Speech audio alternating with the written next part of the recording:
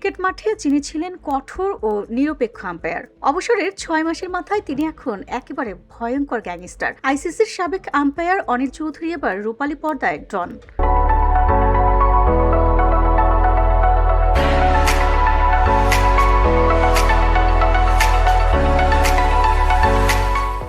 গায়ে কালচে জ্যাকেট, চোখে কালো রোদ চশমা, চারপাশে চেলা চামুন্ডা, ঘোড়ায় চেপে একেবারে সিনেমার গ্যাংস্টার লুকে হাজির হন তিনি।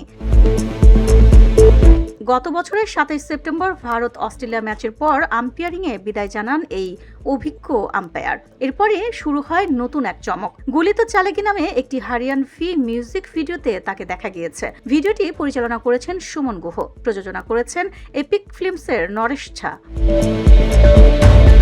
প্রথমবার ক্যামেরার সামনে দাঁড়িয়ে অনিল চৌধুরী বলেন, আম্পায়ারিংয়ের চেয়ে অভিনয়ে চাপ কম, ভুল করলে আবার শট দেওয়া যায়, কিন্তু মাঠে আম্পায়ারের সিদ্ধান্ত বদলানোর কোনো সুযোগ নেই।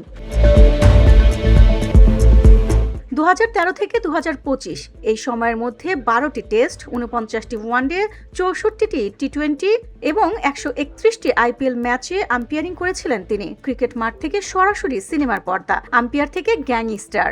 নেট দুনিয়ায় এখন প্রশ্ন, অনিল চৌধুরীর এই নতুন ইনিংস কি হবে superhit? VOD Bangla news desk.